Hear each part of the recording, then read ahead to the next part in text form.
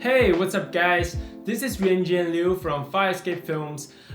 Today I will be walking you through some basic settings of cameras. Here I have three cameras. The left one is Canon C100, a cinema camera. The middle one is Blackmagic Pocket 6K. It's also a cinema camera and it has super high quality videos, and it has native support in DaVinci Resolve. A very good camera. And this is Panasonic GH5, a more fundamental one, but it also has 10-bit color for filmmakers to color grade it. All three cameras are available at Logan Media Center. If you are a member of Escape Films or you have a media course, then you can borrow them and use them for your project. I will use iPhone to record this, and it's just to let you know that you can actually use any equipment to make videos. Okay, so let's jump into the settings for the Blackmagic Pocket 6K. So this large screen, it's actually a touch screen, and everything is touchable. And you can basically do all the settings using this touch screen. On the top, this is the button to turn this camera on and off. So if I toggle it to the left, it's off. If I toggle it on, it will be turned on. There are three function buttons that you can customize for your own need. And this is the ISO button for ISO setting. This is shutter speed, and this is for white balance. Okay. This is the record button, and this is for photo. Actually, it's called a still image in DaVinci Resolve. So, okay. I also want to show you this port. You can plug in a microphone, your earphone here. And HDMI is for an external monitor, and here there is also you can connect this camera to an AC power so that you don't need to worry about the batteries. There is also a port for audio, so this cinema camera can record audio professionally, though I personally never used it because I don't own this camera. You can always sync the audio in post and use some separate device to record the audio. It will not influence the quality, but using this kind of port makes your production faster, because you don't need to find all the audio and sync them up in post. You already have them in your camera. Okay, so you can see that I can only see my light, and everything else is just so dark. So what controls the camera's exposure? If you have some experience with cameras, you may know that there are three parameters that determine the exposure. The first is ISO, the second is shutter speed, and the third is the aperture. Where are they? Can you find it? Yes, the first one, white balance, is right here. Or you can also press this button here to adjust ISO. And for now, my setting is 100, and I can increase it, maybe increase it to 8,000 so that I can see, I can actually see something over there, because I don't have any lighting in that direction, so you will find it's very dark. Normally, you don't want to set a very high ISO, otherwise you will see many noise points, and you don't want them. Even though there are pretty good noise reduction, and this camera can actually shoot in RAW, you always want to keep your ISO as low as possible. But also, if it's like this, you cannot shoot with this ISO because it's so dark. You need to make sure the exposure is okay and bump up the ISO a bit so that the image is usable. Okay, this is the ISO. The next thing is the shutter speed. Right here, you can always click it here and adjust it like this. And adjust it like this. It's super easy. But like for now, I'm setting the camera to use frames per second to be 23.98. This is a very common frame rate for films. Hollywood films are all in this frame rate, so we can just follow the convention. The reason is more for motion blurs and kind of the feeling you get. If you are watching a TV show, the frame rate will usually be 30 in the United States. And if you want to shoot in slow motion, then you can set the frame rate to 60 or 120 or even higher. The frame rate just means how many frames your camera record in 1 second. So if you set the frame rate to 59.94, then it will be if you change the frame rate, interpret the frame rate to be 23.98, then the speed will be 2.5 times slower. And that is how we shoot slow motion. You can even get it higher, but for now, in my setting, the highest frame rate is 60. Okay. So let's go into the setting. Let's actually talk about some of the buttons here. There are not a bunch of buttons compared to this camera. Blackmagic Pocket is much more beginner friendly because beginners cannot figure out why there are so many buttons on a camera. Here you just basically have a touch screen and everything will be simpler. So this thing is for auto aperture and this thing is for focus. So let's actually look at the menu. You don't need to remember all of this. The most important things are ISO, shutter speed, white balance, and aperture. So here in this menu, we can see it's record, and we can record in Blackmagic RAW or ProRes. ProRes is just a codec that is more general, but it's not RAW. So most people, like if they choose to use this camera, they want the RAW quality. RAW means that the color depth is higher, like you have higher dynamic range for color grading. Also, if you set your temperature wrong, you can always pull it back in post. And this is basically what people are going for, especially for film production. But there is a cost. If I set this to 6K, this is the highest resolution this camera can shoot in. It will be super clear. It has the highest resolution, but you can see that the card can only support it to record for 10 minutes. If I choose 2.8K, then you can see that the card can actually record for 52 minutes. So there's a trade-off. Do you want the highest quality, or do you want to actually finish your production? If you can only shoot like for 10 minutes, that's really likely that you can't actually finish anything.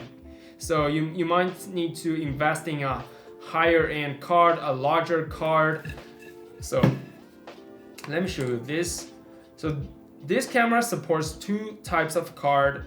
One is SD card, another is Canon's card, CF card, if I remember clearly.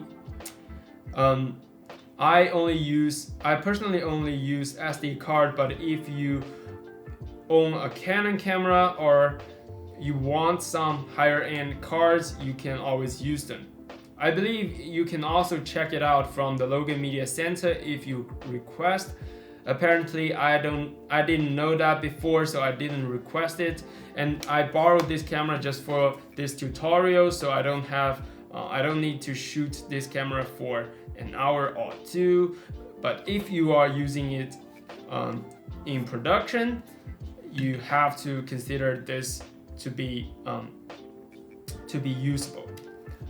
And for the raw image, you will need to use DaVinci Resolve to edit the footage.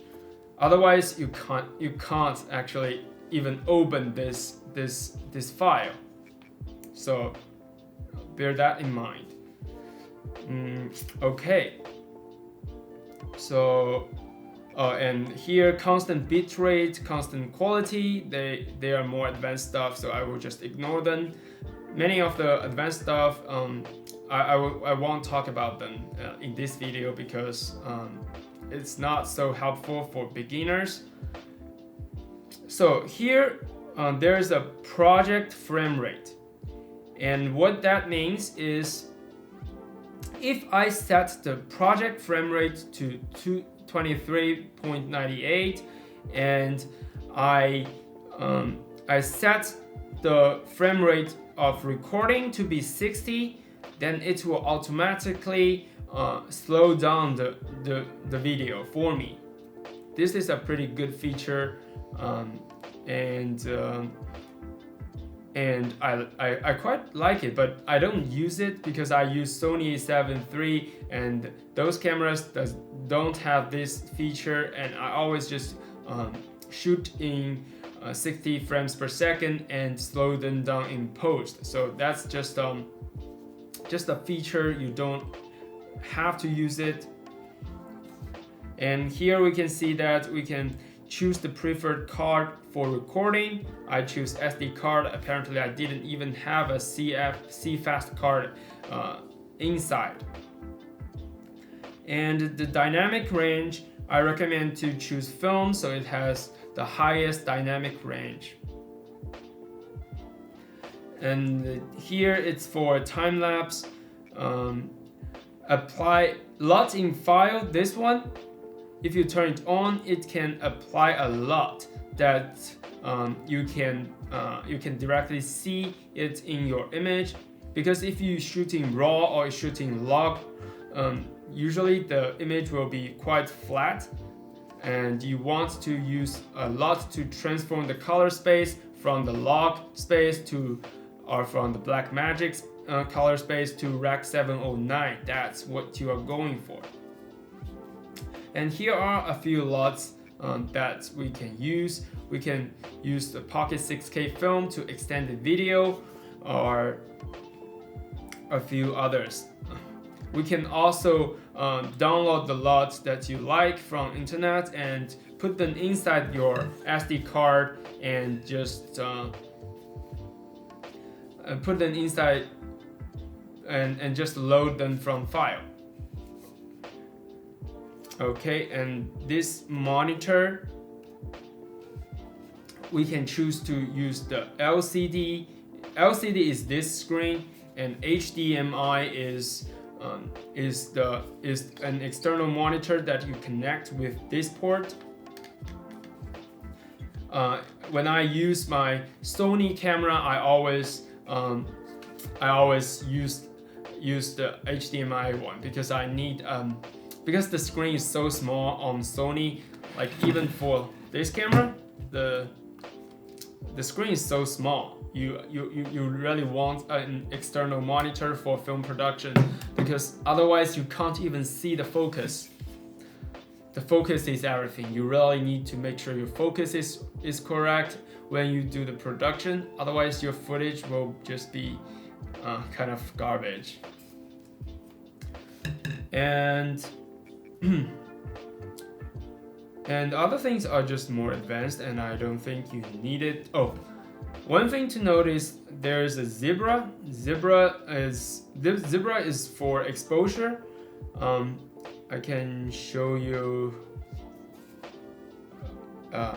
It's actually quite hard for me to make it overexposed. So basically, when you overexpose your image, then you will see zebra lines. Maybe I will add this in post. And focus assist. This is very important. Focus assist basically lets you see the focus when you change your focal. It will because for now it's just so dark and I can barely see anything, so it's harder. I will also add this in post. You will see some red lines when it's in focus, so you know where your focus is. This is super important because like in film production, you always use manual focus, almost always use manual focus, but sometimes in some scenario, if you use DSLR, you can use the autofocus feature, but autofocus is not reliable. The technology is great, but it always fails when you are shooting with actors in the scene performing, so you want to use manual focus. And for those those cinema cameras, they don't even have the autofocus feature. For Red Dragon, that super expensive camera, they don't have it. I don't know if this Canon C100 has the feature, but I would say it probably doesn't have it. Okay. So let's go back into the next menu, the audio. You can choose the channel. If you use this XLR thing, if you use this external the external audio thing, make sure you choose the channel correctly. For now, I didn't connect anything to this camera, so this channel will always be camera, but you want to use the audio device, you need to set it correctly. And here the setup is for your project. You can choose the date and time. Like for now it's 2022 and April 17. Set the hour to be, it's actually pretty late. 12. This is not super important, but this is important when you are trying to do the editing. It might be easier if you already set it up. And the function button, I set the first function key, this one, to be focus assist. You can change that like this. I personally like this to be focus assist. The second one is false color. The third one is display LUT. False color is a more advanced thing that it can let you see the exposure using a false color, but you don't have to use it. So let me show you what a false color is. Okay, so when you click the second function key, it will turn this image like this. It's pretty strange, but it's useful. You need to get some practice to actually know what this color means, but they are a great feature for you to for you to see the exposure. And preset is just you can create a preset using current settings. The next time you can just go to it very quickly. For example, you can choose the frame rate and all the codec and the quality, and make sure you can use it next time if someone else uses this camera. This is not very reliable though in Logan Media Center, because this camera can be, like, your preset can be deleted by others. Don't rely on that, but each time you rent this camera or you borrow this camera, you can set your own presets to make life easier. Okay, so and what's the next thing to talk about? So you can see the battery drops pretty quickly. Like when I begin this thing, I begin recording, it's 100%, and now it's 62%, even though I didn't even even turn on the recording button. It's already 61%. So when you actually come to the production, it's really important for you to borrow a bunch of batteries. I personally use 5 batteries when I go out with my Sony a7 III, but if you are borrowing cameras from the Logan Media Center, it's very necessary for you to get enough batteries. Okay, the last feature I want to talk about is the ND filter.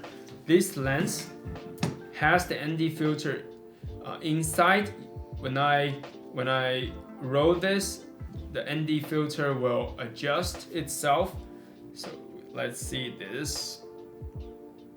If I turn off the ND filter, you can see the zebra lines. This means this light is already overexposed. When I turn this ND filter to the right, you can see that the zebra lines just disappears. It means the exposure is in normal. ND filter is just to darken your image. It's essential when you are outside shooting anything outside and in a sunny day. I would say it's one of the most important thing to remember to borrow, because I had some experience that when I shoot my roommate's car, I didn't bring a ND filter for Sony a7 III, and the image is just so bad. But luckily I can pull the exposure back in post, but the quality is still not that good. If you want to keep the highest quality, you need to use the ND filter and open your aperture and slow down your shutter speed to get the best motion blur. And okay, this is about it. And if you have any questions, please let me know. This video will not be super fancy editing because I don't have enough time this week, but hopefully you can learn about the basic settings for this camera and how to use it in this video that is about half an hour. So subscribe to my channel for more tutorials like this, and see you next time.